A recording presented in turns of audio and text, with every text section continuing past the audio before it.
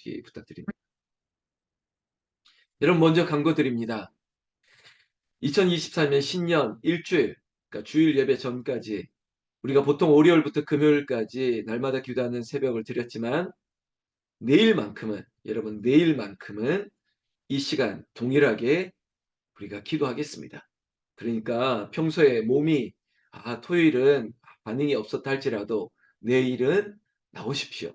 내일은 새벽을 깨우겠습니다. 그래서 꼭 이 신명기 3장의 말씀을 보고, 왜냐하면 이번 주일까지 주일 예배도 신명기 3장의 이야기까지 이렇게 하나님께서 약속으로 언약으로 주신 말씀을 보려고 하는 것입니다. 여러분 꼭 기억해 주세요. 내일도 새벽을 깨운다고요. 내일만 새벽을 깨웁니다. 제가 오늘 금요 기도회에 다른 교회, 저기 동대문구 제기동에 있는 드림의 교회 김주영 목사님이 심호하고 있는 교회에 제가 금요 집회에 인도를 합니다. 저희와 동일한 시간이었습니다. 밤 8시 30분에 시작을 하는데요. 여러분 기도해 주시고 여러분들 영적 후원을 부탁드리겠습니다. 집회 잘하고 오겠고, 특별히 그 교회가 80% 이상이 30, 40대가 모여있는 교회입니다. 새 가정들이 줄을 이루는 교회인데 젊고 역동적인 교회입니다. 좀 그곳에서 또 은혜를 끼치고 오는 그런 또 다른 은혜가 있기를 여러분들 기도해 주시기 바랍니다. 자, 오늘 본문 말씀을 볼까요? 하나님께서 분명히 이스라엘 백성들에게 싸우지 말라, 다투지 말라, 괴롭히지 말라, 그리고 너희들이 지나는 길목에 만나는 그 사람들도 나의 자손이고 너희의 백성이 될 사람이다. 그러니까 지나갈 때 싸우지 말고, 그러니까 전쟁하지 말고, 너희들이 필요한 것이 있다면 마땅한 값을 치러라. 돈을 주고 먹고 돈을 주고 마시고 그들에게 평화를 선포하는 그런 사람이 되어라. 이게 하나님의 말씀이었습니다. 다시 가나안으로 가는 그들에게 있어서 이제 하나님의 말씀이 기준이고 하나님의 말씀의 명령에 준행하는 것이 이스라엘 백성들의 삶입니다. 하나님께서 역시 이 가나안으로 가는 가운데 하나의 큰 사건, 전쟁을 맞닥뜨리게 있는데, 이 전쟁도 결국은 가나안에서 가나안 원주민, 족속들과 싸움, 전쟁을 하기 전에 미리 그 전초전과 같은 마치 맛을 보게 하는 듯한 내용이 나오고 있습니다. 자, 26절에 내가 그대 복강에서 헤스본 왕 시온에게 사자를 보내어 평화의 말로 이르기를, 여러분 가나안으로 가는 길목에 만났던 바로 이 족속 헤스본 왕 시온에게 평화의 말로, 여러분 전령을 보낸 거 아니겠습니까? 우리가 싸울 이유가 없다. 우리는 그냥 지나갈 것이니까 27절 말씀처럼 너의 땅으로 통과하게 하라. 우리는 좌로나 우로나 치우치지 아니하고 그냥 길로만 지나가겠다. 이게 얼마나 평화의 선언이고, 그리고 이게 얼마나 평화의 서로 간의 약속을 하자는 거 아니겠습니까? 그러니까 평화의 사절단을 보냈음에도 불구하고 심지어 28절에 정당하게 돈을 주고 양식과 물을 사 먹겠다. 우리는 그냥 지나갈 뿐이다. 이렇게까지 얘기했는데, 그러면서 모세가 이렇게 얘기했습니다. 지나는 길에 에서 자손도 그랬고 모압 사람들도 그랬다. 그러니까 우리에게 이렇게 평화로 대해 달라 제안을 했던 것입니다. 그런데 33절에 이 헤스본 왕 시온이 어떻게 합니까? 통과하기를 허락하지 아니했다는 거죠. 이게 모세의 증언이죠. 왜 그랬을까? 마치 애굽의 바로를 강팍하게 했던 것처럼 이 역시 하나님의 작품인 거죠. 하나님의 연출인 겁니다. 하나님 여호와께서 그를 내 손에 넘기시려고 그의 성읍을 완강하게 하셨고 그의 마음을 완고하게 하셨음은 오늘날과 같다는 겁니다. 여러분 우리가 왜 사람이 저럴까? 왜 이 사람이 이럴 수 있을까? 이건 모두 하나님의 계획 가운데 있다라고 우리가 믿는 것입니다. 여러분 이해되지 않는 상황에 대해서 이 모든 것들이 하나님의 큰 뜻 안에 있음을 인정하는 것이 인간이 가지고 있는 우리의 한계일 뿐만 아니라 우리에게 은혜가 되는 것입니다. 어쩌면 인간적으로 생각하더라도 우리가 이렇게 정당하게 값을 치르고 평화의 사절단을 보내고 우리를 그냥 지나가게만 해달라 했던 이 합리적인 제안을 거절하는 것도 이상하다 생각하는 이런 의문에 대한 답도 하나님이 하신 일이야 라고 우리는 믿는 거죠. 왜냐하면 가나안의 전초전이라고 생각하는 겁니다.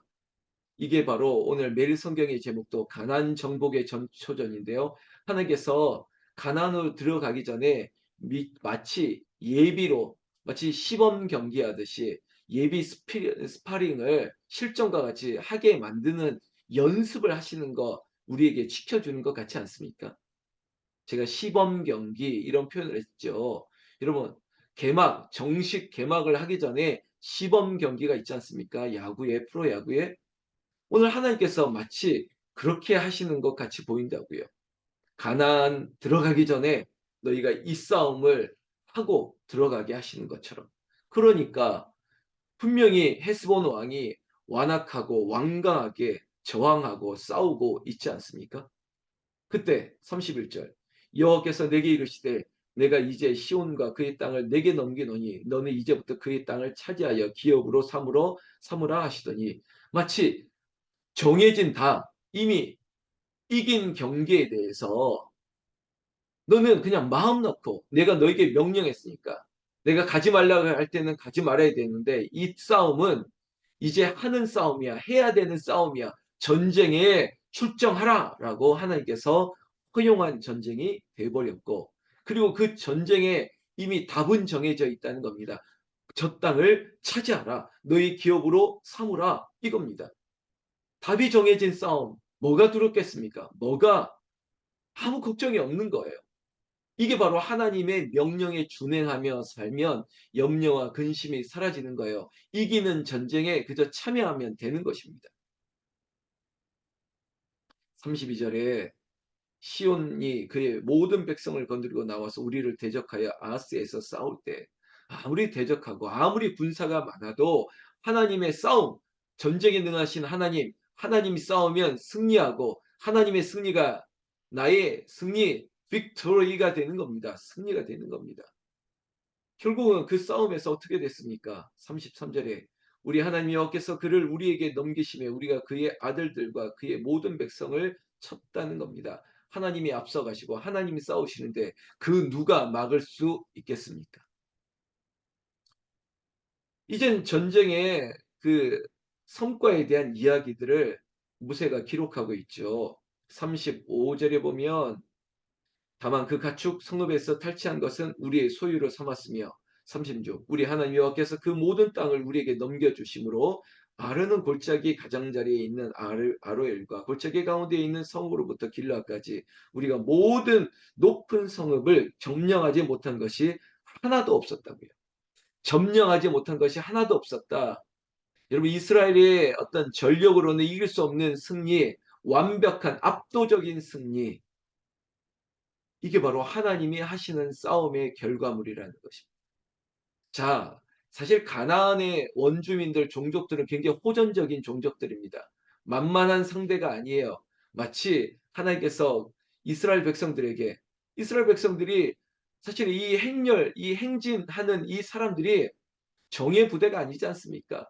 여기에 있는 할아버지, 할머니, 가족들, 어린아이들까지 어쩌면 정규 군대가 보면 오합지졸과 같은 그런 행렬입니다. 이들의 행렬, 이들의 규모가 정규군 정말 장대하고 크고 훈련된 저 아낙 자손이나 아니면 모압 자손이나 이 헤스본 왕 시온의 군대를 이길 수 있는 그런 규모나 전력이 아니에요. 그럼에도 불구하고 이스라엘 백성들 앞에 하나님이 계시니 하나님이 싸우면 이기지 못할 것이 없죠. 이 성읍도 그 높은 성읍도 하나도 차지한 게 없을 정도로 완벽한 승리 그건 하나님이 하시기 때문이라는 것입니다. 그래서 2024년 우리의 비전과 우리의 믿음의 생각과 말과 모든 것이 하나님은 할 수 있다. 하나님은 하십니다. 능치 못할 것이 없는 그 예수 그리스도의 이름으로 기도할 때 하나님이 싸우시고 도우시고 어린아이를 품는 것처럼 우리와 함께 하시는 임마누엘이 하나님이 되는 것입니다. 나는 새벽을 깨우는 이 새벽의 용사들 여러분들에게 오늘 하나님께서 승리하신 것처럼 한 사람 한 사람이 나는 승리자, 여러분들의 가정의 승리, 여러분들의 일터와 여러분들의 삶의 현장에서 승리, 인간관계에서 승리, 우리의 다음 세대, 우리의 손주들에 이르기까지 후손들이 승리하는 역사가 있기를 우리 주 예수님의 이름으로 축원합니다. 축원합니다. 37절 마지막에 오직 암몬 족속의 땅 야복 강가와 산지에 있는 성읍들과 우리 하나님 여호와께서 우리가 가기를 금하신 모든 것은 내가 가까이 하지 못하였느니라. 여러분 취할 것을 그리고 금할 것을 기준이 뭡니까? 하나님의 명령이에요. 하나님이 여기는 남겨두라 하면 남겨두는 거예요. 욕심을 내거나 아니면 과한 열심으로 하지 않아도 될 일을 한 게 아니라 여러분 어린아이와 같이 단순하게 하나님이 가라시면 가고 멈추라면 멈추고 그저 구름 기둥 따라 움직이는 거예요.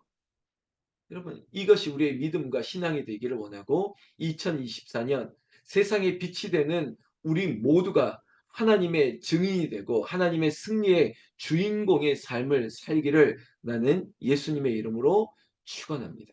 축원합니다. 이것이 우리의 간증이에요. 우리가 찬양이 되기를 저는 정말 간절히 소망을 합니다. 여러분 강도 말씀을 좀 드리겠습니다. 제가 오늘 집회 간다는 건 얘기 드렸고요. 제가 이번 주 기도하면서 하나님께서 지혜를 주셨는데 그게 뭐냐면 다른 지혜가 아닙니다. 기도에 대한 얘기를 줬습니다. 늘 하는 그런 일정일 수도 있지만 새 학기를 이제 3월부터 시작할 텐데 특히 이 자리에 있는 이제 할머니가 되신 분들도 많죠. 그리고 우리 이제는 애들 다 키웠다. 그런 분도 있고. 그래서 자녀를 위해서 기도하는 분이 생겼고, 이제는 손주들 3대까지도 바라보는 분들도 있습니다. 그래서 우리의 후손들을 위해서, 우리의 손주들, 우리의 자녀들을 위해서 기도하는 그런 기도의 내용을 지금 정리하고 있습니다. 지난번에 한 번 했죠. 우리의 자녀들을 위해서 기도했던 것. 그래서 52일 기도 습관이라고 사랑하는 자녀, 우리의 손자녀를 세우는 기도문을 이제 매주 일주일 분량씩 드리겠습니다. 지난번에 한 번 했으니까. 그래서 구정을 지나고 새학기 3월이 오기까지 우리의 자녀들, 우리의 손조들, 그래서 손자녀라고 합니다. 우리의 손자녀들을 위해서 기도하는 기도문을 매주 왜냐하면 이 모세가 여호수아에게 이제는 믿음의 그 이양을 해줘야 되거든요.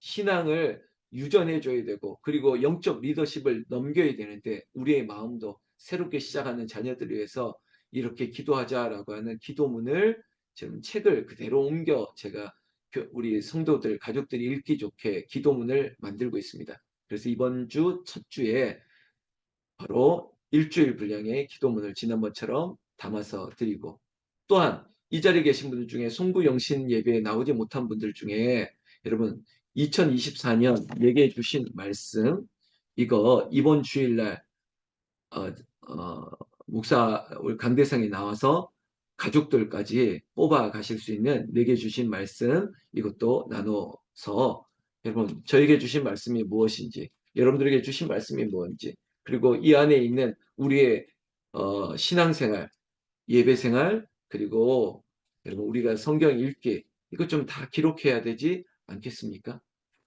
그래서 이번 주 이게 내게 주신 말씀과 또 52일 기도 습관에 대한 사랑하는 손자녀를 위한 기도문까지 그렇게 계속 준비해 나가고 있습니다. 여러분 신년에 할 게 많죠. 여러분들의 삶에도 분주하죠. 그러나 빌 하이벨스 목사님 미국의 아주 유명한 큰 목사님이 했던 이야기 있죠. 너무 바쁠수록 더 기도해야 된다고. 너무 바빠서 기도한다고. 더 기도해야 되는 겁니다. 여러분 바쁘고 힘들고 어려웠기 때문에 쉬어야 되는 게 아니라 그럴수록 우리는 한 마음으로 힘써 싸우고 기도하는 것입니다. 그런 저와 여러분들 되시기를 주의 이름으로 축원합니다. 여러분 내일입니다. 내일 저도 집회 갔다 와서 또 새벽에 일어날 거니까 새벽을 깨우는 거 다시 한번 기억해 주십시오. 기도하겠습니다.